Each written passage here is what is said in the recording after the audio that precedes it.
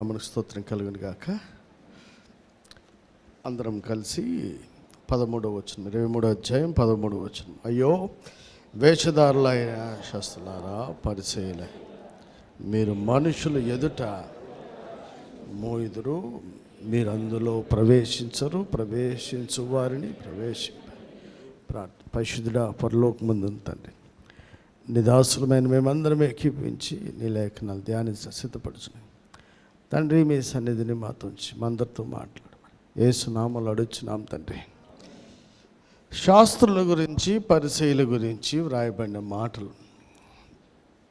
ఇందులో చాలా విషయాలు ఉన్నాయి, కానీ కొన్ని విషయాలు మీ ముందు ఉంచాలని ఆశపడుతున్నాం. అందులో రాసిన మాట, మీరు మనుషుల ఎదుట పరలోక రాజ్యమును మోయుదురు. పరలోక రాజ్యం అసలు మనిషికి సంబంధించింది కాదు, దేవుడు ఉండే ప్లేస్. దేవుని రాజ్యం భూమి మీద ఉంటుంది, పరలోక రాజ్యం పైన ఉంటుంది. బేసిక్ అవగాహన ఉండాలి. దేవుని రాజ్యము భూమి మీద మీ మధ్యలో ఉన్నది. ఆ దేవుని రాజ్యమే నీతి, సమాధానం, పరిశుద్ధాత్మ యందలి ఆనందం.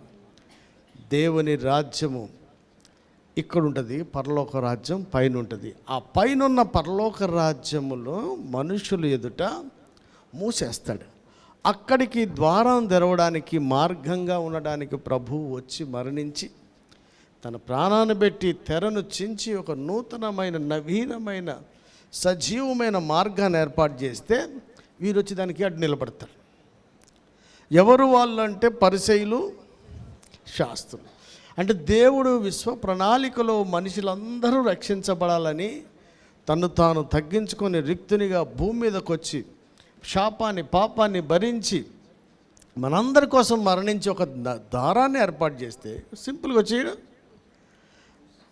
మూసేస్తున్నారట. మా పెద్దనాన్న ఒకడు ఉండేవాడు, పాపం కష్టపడి ఇల్లు కట్టి కింద కొడుక్కిచ్చి పైన ఆయన ఉంటే కోడలు వచ్చి ఇంటికి తాళం వేసింది. ఇదే ఊడిది, ఎవరి డబ్బు, ఎవరి కష్టము, ఎవరిది, ఇదంతా ఎవరిని చేస్తున్నారు అంటే ఒకని కష్టాన్ని ఒకటి సింపుల్గా ఇంత తాళం వేసి మూసేస్తున్నారు.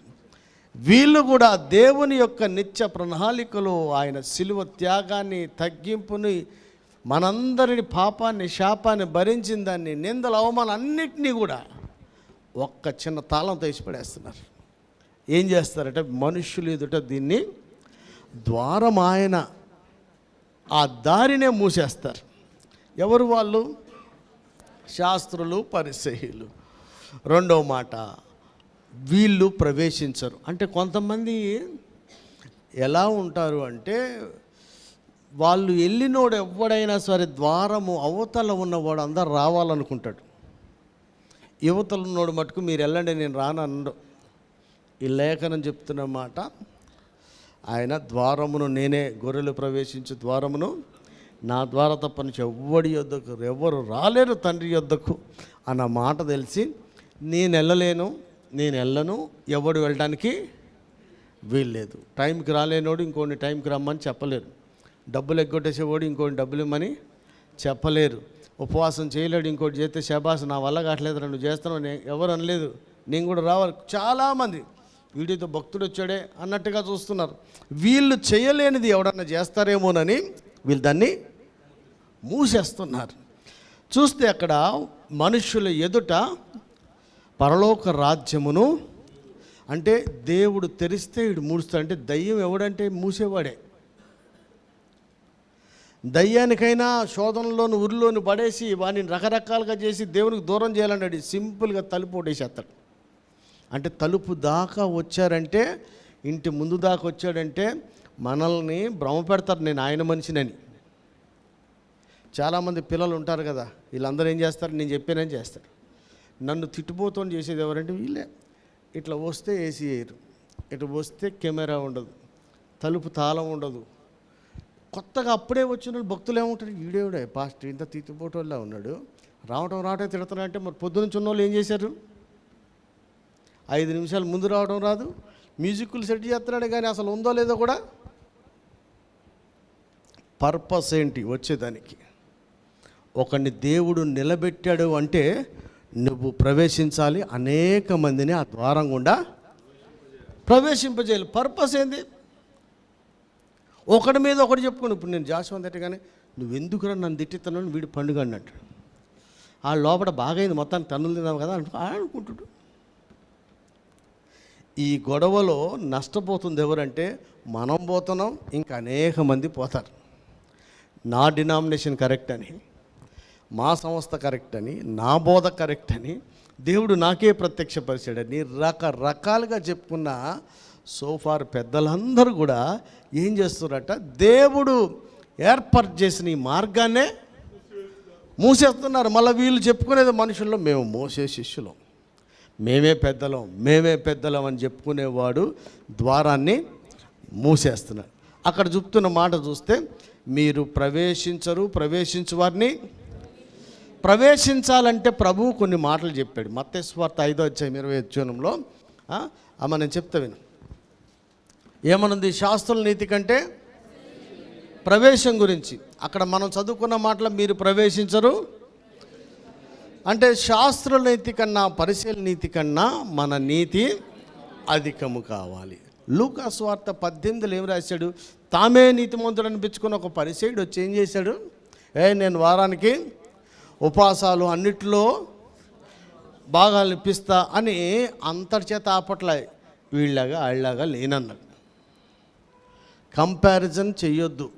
మనకు అప్పగించబడిన దాంట్లో మనం కరెక్ట్గా ఉన్నామా లేదా అనేదే ముఖ్యం.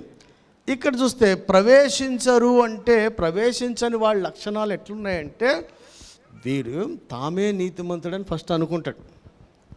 రెండవదిగా చేస్తున్నటువంటి క్రియలను బట్టి సంతోషిస్తాడు. మూడవదిగా ఇంకొకటి ఎదవని అనుకుంటాడు. యేసుప్రభు చెప్పిన మాట అందులో ఏం రాసింది? మనల్ని మనం తగ్గించుకోవాలి. దేవుడు హెచ్చించువాడు, దేవుడు గణపరచువాడు. ఒక మనిషిని హెచ్చించేది ఆయనే, గణపరిచేది ఆయనే, మహింపరిచేది కూడా ఆయనే. ఎవడు గణపరిస్తే నేను వాడిని గణపరుస్తానండి, ఎవడు నన్ను మహింపరిస్తే నేను మహింపరుస్తాను. బైబిల్ మాట అది. కనుక ఈ పరిసయ్యులు ఏం చేస్తున్నారట? శాస్త్రుల నీతి కంటే వీళ్ళు ప్రవేశించరు. కనుక ఒకవేళ ఎంట్రీ మనకు కావాలంటే వాళ్ళ నిధి కంటే మన నిధికి అధికం అవ్వాలి. మత్తయి సువార్త 23:23 ఏముంటుంది? అన్నిట్లో వాళ్ళు దశమ భాగాలు ఇస్తారు, కానీ ప్రధానమైన వాటిని వాళ్ళు వదిలేశారు.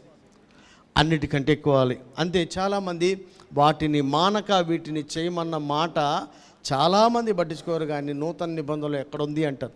నూతన నిబంధనలు లేదు, పాత నిబంధనలు లేదు. ధర్మశాస్త్రానికి ముందుగానే దేవుడు దశమ భాగాన్ని బైబిల్లో అబ్రహాము ద్వారా చెప్పాడు.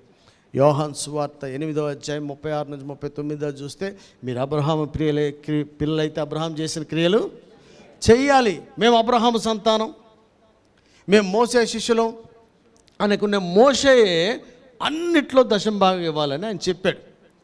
అదే మోషేనే ప్రతిసారి కూడా రాసిన మాటలను పట్టుకోకుండా మేఘాన్ని బట్టి యాత్రను సాగించాడు.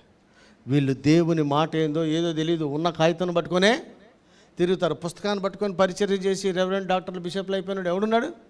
ఎంతమంది లేరు? పుస్తకం చదవడం లేదు, ఆత్మచేత నడిపించబడేవాడే దేవుని కుమారులు అనబడతారు. పుస్తకాన్ని బట్టి నడిపించబడేవాడు కాదు, సిద్ధాంతాన్ని బట్టి, రాజ్యాంగం దేశానికి అవసరం, మనకి ఆత్మచేత నడిపించబడేవాడే కుమార్.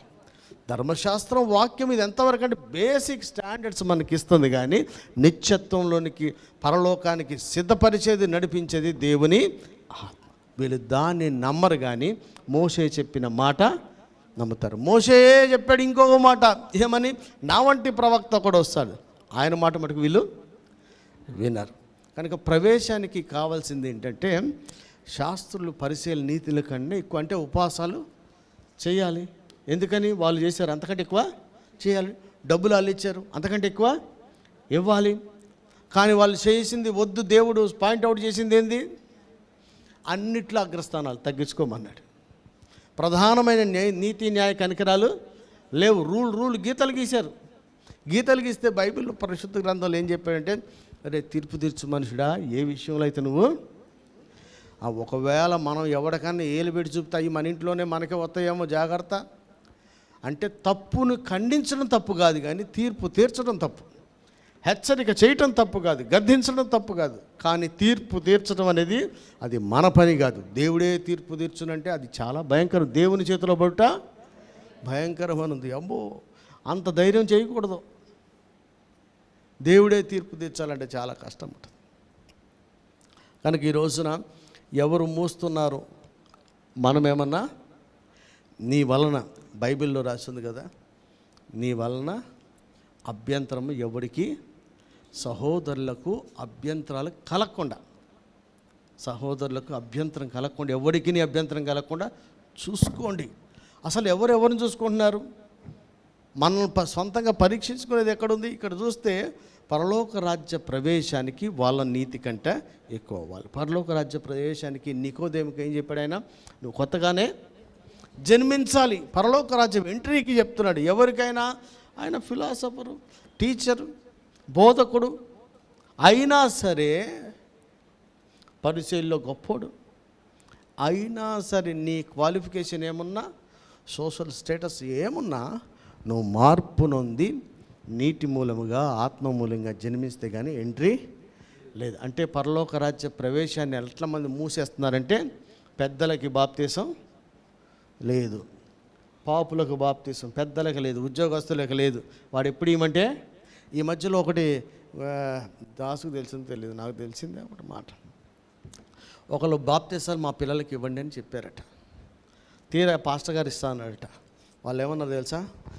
మా ఓడికి ఇచ్చేటప్పుడు మా వాళ్ళకి ఇవ్వాలి, ఇంకొకరిని కలపొద్దు అన్నారట. ఇదేం బాప్తీసమయ్యా?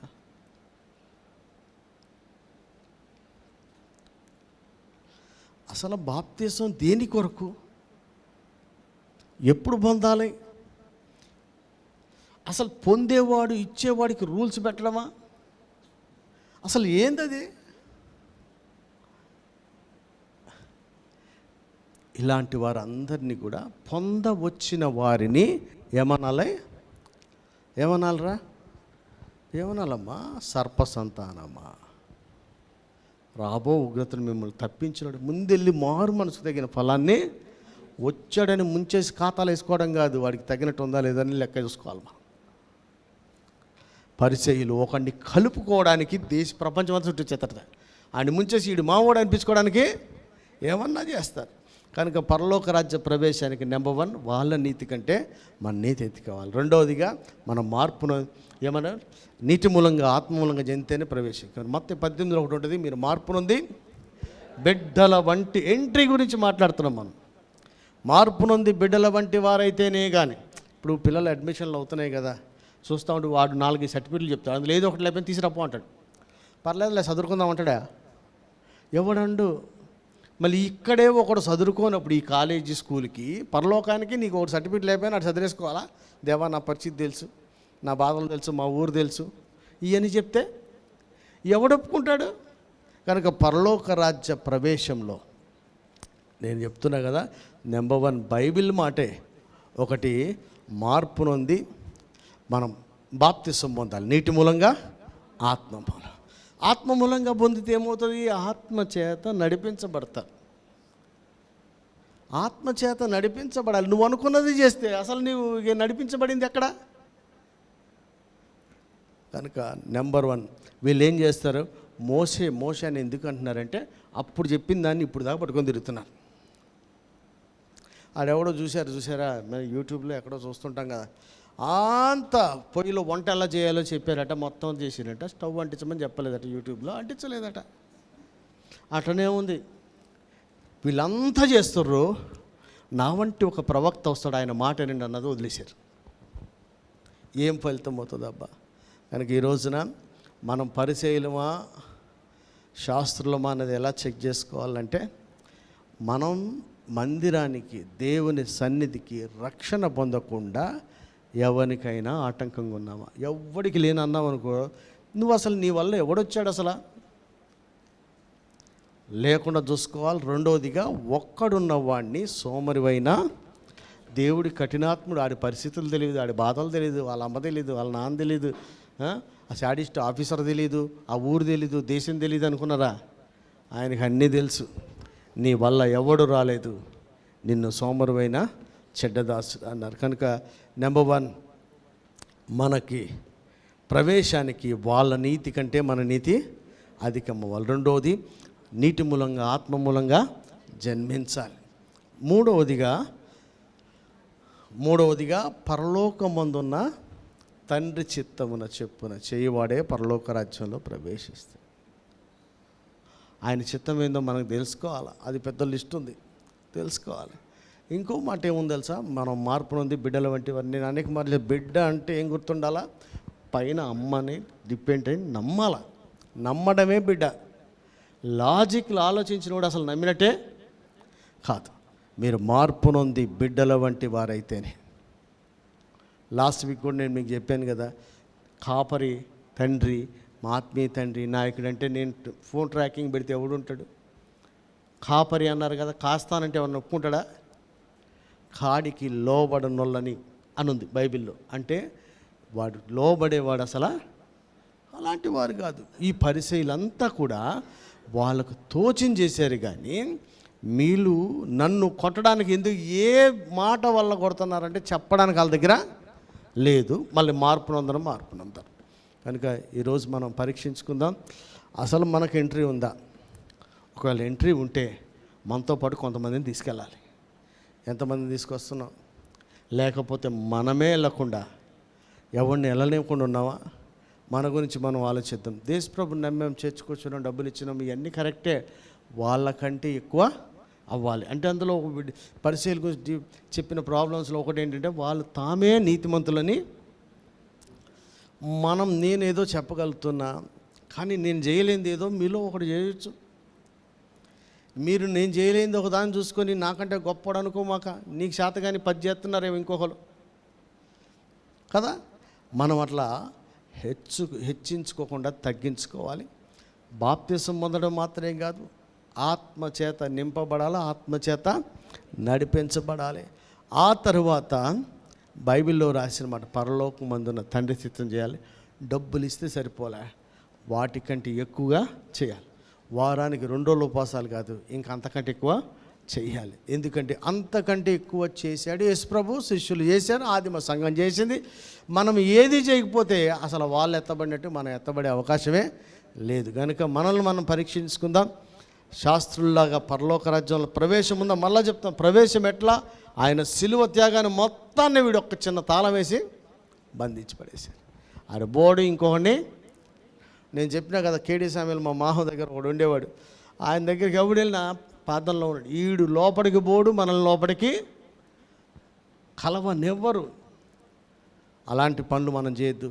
మీరు దేవుని ముఖదర్శనం చేసుకునే అలవాటు లేక ఇంకొకటి చేయనివ్వకుండా, మనకు ఎంట్రీ లేకుండా ఇంకోటికి వెళ్ళని కూడా అవకాశం లేకుండా ఉండవద్దని ప్రభుపేట మీకు మనవి చేస్తూ నా మాటలు ముగిస్తున్నాను. దేవుడి మాటలు దీవించుగాక.